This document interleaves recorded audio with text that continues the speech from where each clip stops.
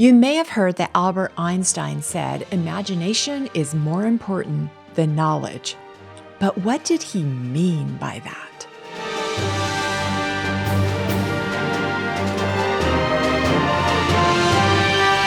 In 1931, Einstein wrote what he meant about that in his book called Cosmic Religion of the Opinions and Aphorisms. Imagination, he said, is more important than knowledge, for knowledge is limited, whereas imagination embraces the entire world, stimulating progress, giving birth to evolution or change. Imagination is, strictly speaking, a factor in scientific research. So Einstein is not dismissing the value of knowledge here, but rather he's highlighting the beautiful relationship between knowledge and imagination. He saw this especially strongly in the field of science, where thinking in abstracts is important. It's similar in the field of finance, where thinking in abstracts is important. Now, on one end of the spectrum, you have many people today who have a lot of knowledge, but that knowledge becomes self-limiting. On the other end of the spectrum, you have people that have imagination without a strong foundation of knowledge, and their thinking becomes fanciful thinking. The goal here is to have a healthy combination of the two, so you have a dynamic partnership.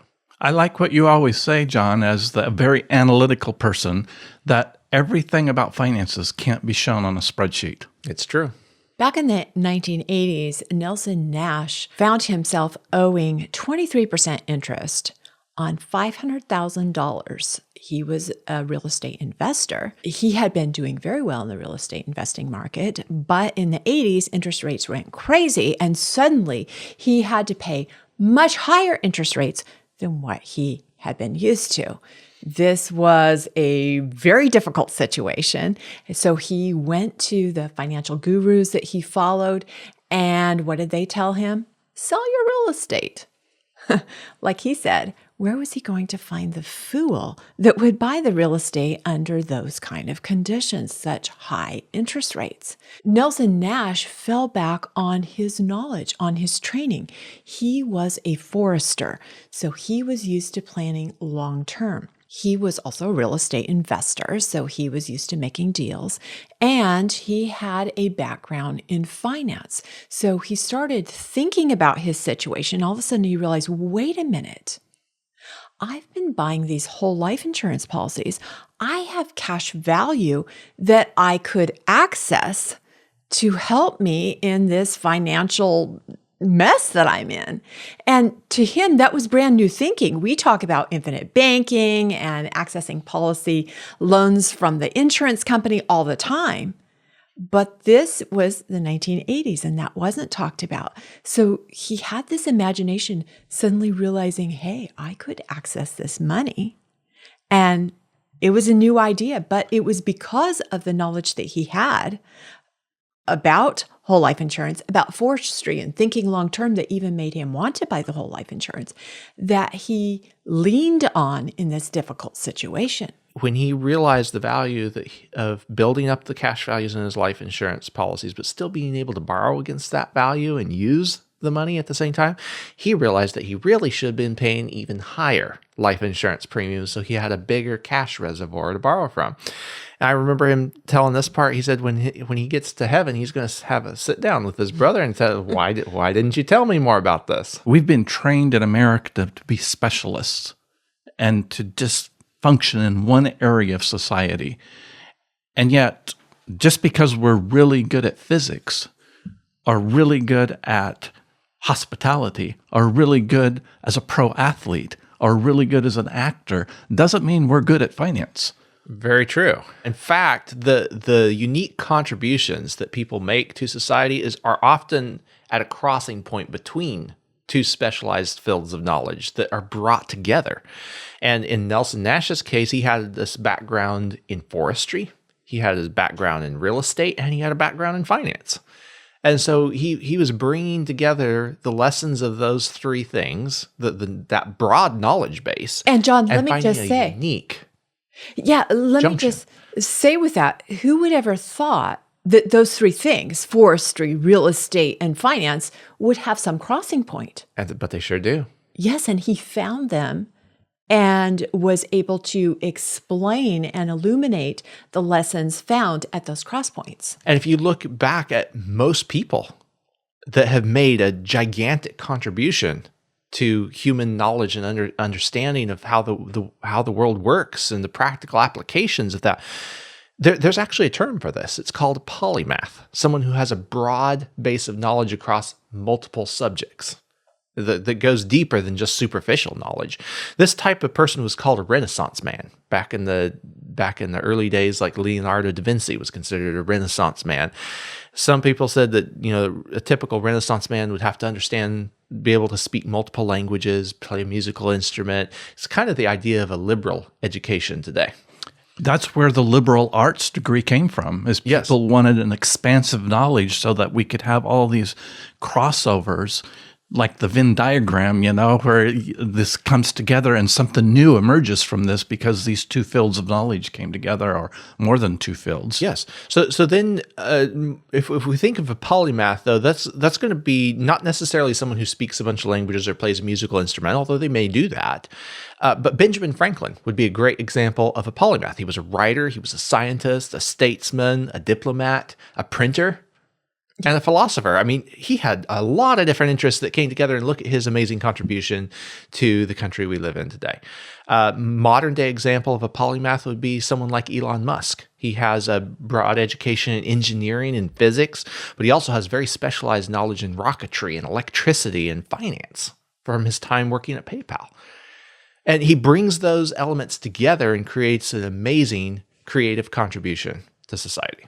I remember Nelson saying that because of his background in forestry, which classifies different plants into different families and whatnot scientifically, he said that if he had been responsible in naming whole life insurance, he would have called it a banking system, private banking system, with a death benefit thrown in just for the fun of it.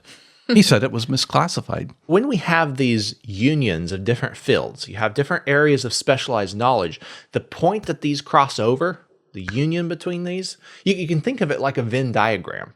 And this reminds me of a funny clip by a comedian, Don McMillan, that we like to see. Take a look. I have math skills and I'm good at problem solving. And when you're good at those two things, no guidance counselor says, you should be a comedian. That doesn't happen. They said, you should be an engineer. So I went and became an engineer. If you got people skills and you're good at problem solving, you probably go into management, right? You're good with people. You should go into. Now, over here, if you got OCD, everything has to be exactly right. And you have math skills, you're an accountant, is what you are. Right? You can't solve any problems, but you can identify them. Right? I really enjoyed those clips by Don McMillan. In fact, for Tom's birthday just a few weeks ago, we had the treat of going to hear him, and that was a lot of fun.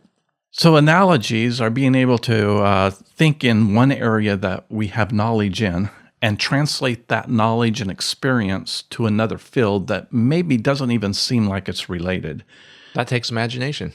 And this is really difficult for people to do. Oftentimes when we're talking to people about infant banking, we show them how it works, how the policy grows, how you take a loan, how you pay it back and recover everything you spent plus more.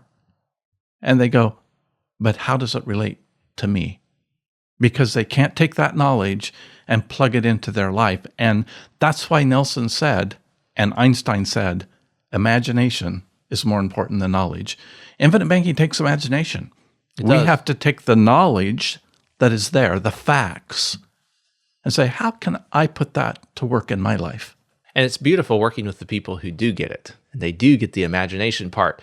They come up with all sorts of creative ways to utilize the money that they're building with the infinite banking concept. In Nelson Nash's book, he gives an example of, it was actually his nephews that bought logging trucks. And then another spot in the book, he talks about purchasing a car. So those are two very different examples. But sometimes when people read that book, they think, oh, I'm not in the logging business, or I don't need a new car. And so they dismiss the whole idea of infinite banking, not realizing that being able to borrow money for a logging truck or a car could also translate to buying money to help you expand your business, or to educate your children, or to ad infinitum. And then there's the people that think, well, if you can buy a car, you can buy everything with infinite banking. So they try to finance everything that they purchase in life to recover every dime and nickel they spend, and that's impossible. That's one of the reasons that Nelson Nash mentioned that people fail with the infinite banking concept is they try to do too much with too little capitalization. So it's important you approach the infinite banking concept with a balanced mindset. Having a solid foundation of knowledge is important so that you understand how to apply your imagination. That example, trying to do too much financing with too little capitalization, that's an example of imagination going into the fanciful thinking realm without a solid enough foundation of knowledge. That's a little bit like John Lennon's song, Imagine. Yeah, imagine a world with no heaven or hell. Imagine a world with no religion or countries. It's fanciful thinking. Yeah. Right now, I'm thinking about one of our clients, Betty. Her daughter is a dog groomer, and she recently wanted to expand her business, and she thought, I think I'd like to start mobile dog grooming. And who wouldn't love that? Instead of having to load up your dog into the car, take them to the dog groomer, leave them there, then come back hours later, get them back into the car, back home. Instead, a mobile groomer comes to your location and grooms your dog on site. None of the mess has to be in your house or on your property. It's all in the van. And then the groomer leaves and the dog is happy. It hasn't had to have the car ride. You haven't had to go through all that experience. So Carol decided she wanted to get a van for mobile grooming. She found a van. Then she went to the bank. Well, it turns out banks loan money on all kinds of vehicles, but they wouldn't loan it on this vehicle, not on this van, because there was some alteration made to it. Well, it was perfect for what Carol needed. And our client, Betty, who is Carol's mother, said, you know what, Carol, I've got the money in my policy. I will loan it to you. And that made Carol's business viable. She's got this van. She's now doing mobile grooming. She's bringing in money and she is paying off that loan with her mother. The bank, on the other hand, they had no imagination. Betty had imagination, but the bank did not. You know, thinking about that, the bank may have not had any imagination, and maybe they just didn't have any knowledge about Carol. Because Carol is a very good dog groomer. She's been doing this for almost 20 years, and she's had a huge clientele built up. And, you know, banks loan money based on how you can repay the loan, not necessarily on the asset you're purchasing. So there could be a combination of lack of knowledge and lack of imagination. And Well, that's but something banks are that, often run by accountants, and we remember how accountants think from that Venn diagram earlier. but that's the difference between what we do with people and what banks do. When we meet down with a person, we want to get as much knowledge about that person as possible so we can help trigger their imagination and how infinite banking can work for them. And with Betty, she knows Carol. She knows Carol's judgment. She knows Carol's performance, and she has money, and she can put them together, and now we've got a better business. After the break, we're going to share more stories about people who had the knowledge and the imagination to make infinite banking work for them. This is the Infinite Banking Made Simple binder. Everything you need to know about infinite banking in one spot. And it's a free download. Answers to the top commonly asked questions like what is infinite banking, how does it work, and how much does it cost to get started are answered right here. You'll find the step-by-step diagram starting on page 7 and the investment comparison on page 8. This Infinite Banking Made Simple binder is a free download. You can click the button to get your copy. At McPhee Insurance, we believe infinite banking has become too complicated and confusing, but it shouldn't be. And that's why we created this binder. Infinite banking is simple when you stick to the essentials and the facts. And the people who put it into practice get results. Don't let insurance terms like modified endowment contract, 7-pay test, direct recognition, and paid-up additions keep you from understanding infinite banking. Download the free binder and see how infinite banking can work for you.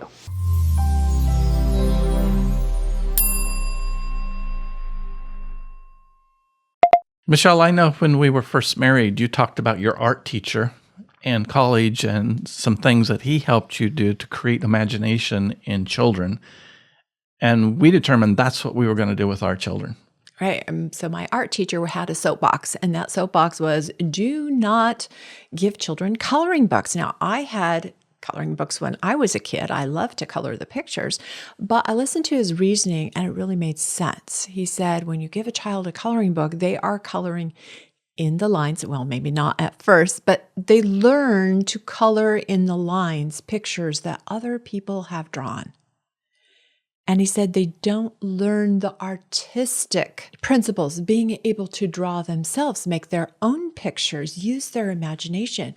This made so much sense to me. I decided this is what I will do with my children, give them paper and crayons. Now, he also talked about what to do when they receive your children receive gifts as coloring books, and they color a picture and bring it to you. You can say, oh, yeah, that's nice. But when they bring you their own picture, oh, wow, tell me about this. And you have a lot of enthusiasm and you reinforce them using their imagination. Well, one day, many years later, I had several children. They were all used to coloring on paper, using crayons. We had guests over. And the children had been playing for a long time and they needed a new activity. And I suggested, let's color. And so we got out paper, we got out crayons. My kids are all busy coloring. And this one little girl is just sitting there looking ever so sad. Her paper's in front of her, but she's just looking around. She doesn't even have a crayon in her hands. And I said, what's wrong? And she said, I don't have anything to color. And this is a 7-year-old little girl. She had no imagination because she had not developed that imagination.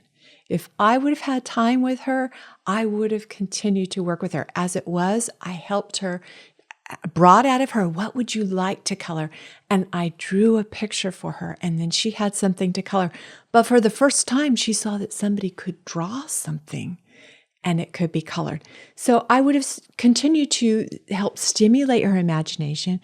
And that's what we try to do with our clients. Maybe they haven't had opportunity to use money like they want to. So we try to stimulate their imagination. How could they use the money to improve their lives? And that's so important because, as Nelson used to say over and over again, you finance everything you purchase in life. You either give up interest that you could have earned on the money you spend, or you borrow someone else's money and you pay them back interest and lose the principal as well. That's what infinite banking is all about. Those are the two main principles: to continue to earn interest on your money, protect your capital, and secondly, to recover the money that you spend on major purchases. One of the ways that we like to help stimulate people's imagination is by sharing stories of what our clients have been doing. You just shared the story of Betty and Carol financing the van for the dog grooming business. That was exciting. Another story that we came across recently was Raul, and he was in contact with me the other day. We were talking on the phone. He was telling me about a remodel project that he's been doing on his in-laws' former house. So the in-laws have passed, and this house was old. It needed some TLC and some serious remodeling to improve it. He decided this was going to be one of his retirement projects. And so he has used a home equity line of credit, but they're nearing the end of the project now. And he was exploring the options for taking a policy loan to pay off the line of credit, because the policy loan's at a much lower interest rate than the line of credit is. And so he was telling me about this project. He's done a really nice job. He's done most of the work himself, and I think he's close to 70 now, maybe over 70. I don't remember exactly right now, but he's done a wonderful job on this project. It looks worlds better than what he started with, and he says he's been seeing a lot of health benefits along the way. It gives him something to get up for in the morning and to go out and set a goal, what he's going to accomplish that day. And he's going to be able to refinance that and take cash flow that he's already used to and repay the policy loan. It's going to be a wonderful, wonderful option for them. Here's another area where imagination takes over. Imagine if all of the funds that he wanted to refinance that HELOC with were tied up in a 401k right now. That would not be really possible for him to do. Well, he could get to it because he is over 59 and a half, but he's going to have to pay taxes on it when he gets to it. And if he was depending on that for his retirement, doesn't give him a lot of options for paying it back. And if he wasn't 59 and a half, he couldn't access it and had done the sweat equity because the federal government would say no. And he certainly couldn't have lived in it or had any of his family members live in it after that. But the life insurance gives us the liberty to do that because there's no strings attached to a loan that you take from a life insurance policy. Something else that kind of came to my mind as you were telling that story is he was using a HELOC, and he has the cash value in his policies. And so many people would say, well, why would he use a HELOC? Well, we don't know, but he has options. And so he can use whatever financial resource Certainly. he has. And having the option of the policy loan, he can decide when to bring that in or when not to. One of the reasons, I don't know if this is the case in Raul's example, but one of the reasons people often use a line of credit is it's easy to access. Oh, sure. Very easy. I mean, you could just make a transfer kind of online. But do you really want that loan outstanding if it's at a 10% interest rate right now? Well, you can access the money for a lot less, 5 to 6% from a life insurance policy loan. It may take a couple days to get there, but now you can pay off that HELOC. It gives you a lot more flexibility with it. We got to talking about this remodel project, and Raul said they originally intended to, once they fixed this property up, to go ahead and use it as a rental property. He said, but as he's fixed it up, his wife sees how nice it is, and she wants to move in there and live in her parents' place again. And so they're going to move in there because they don't need a whole lot of space at this point in their life, and they're going to rent out their main house instead. That's So fantastic. it's wonderful. So I'm thinking of another story. Kristen, she wanted to purchase a trailer so that she and her daughter can go camping and take different trips. And Kristen realized she was going to need a new vehicle to do that.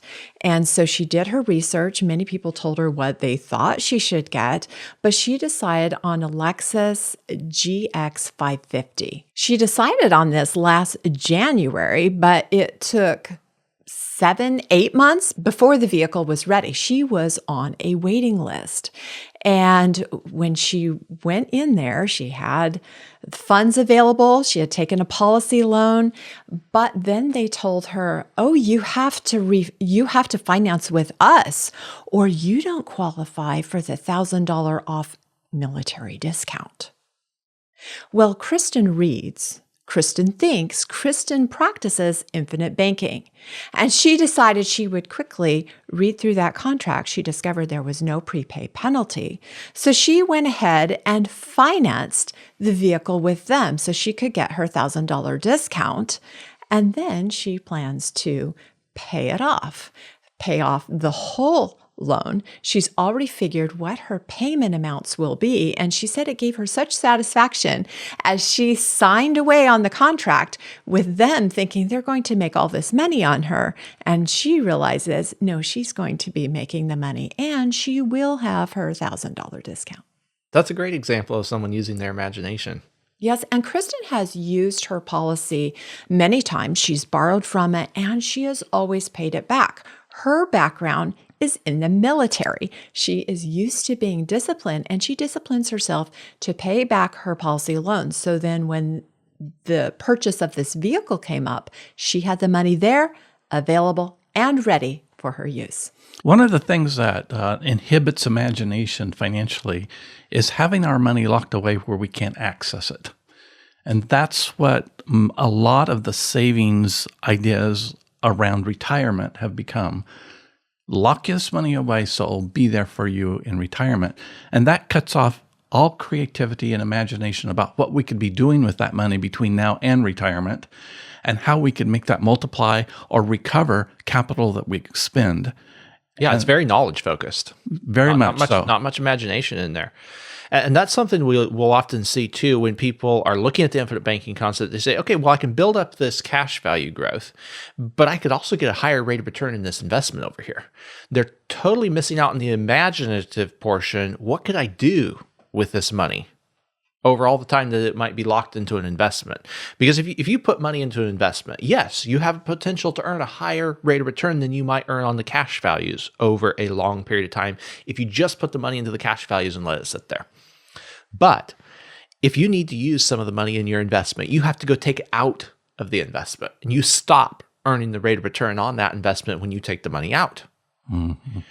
With a life insurance cash value, you can take a policy loan and you don't stop the underlying return on the cash value growth. You pay interest on the policy loan while you have it outstanding, but you're going to pay interest for a short amount of time while you have the loan outstanding, but you're earning on the cash value growth over a long time, and you're not destroying that compounding growth. You're going to lose interest if you pay cash, or you're going to lose interest if you finance it with someone else anyway. So that interest that you pay the insurance company for a policy loan is really just part of life. It's an interest that's going to be there regardless. And then the fact that's unseen in comparisons like this between cash value and an investment, what are you going to do with the money? Yeah. My brother Jesse just did an example where he talks about how he bought his first home without a bank. You can take a look at the recording on our website. Imagination really is more important than knowledge, but imagination can't stand on its own legs. It has to have the legs of knowledge to do anything. Castles in the Air. Leonard Read wrote a book by that name, and he said, go ahead, build your castles in the air, but make sure it's resting on a solid foundation.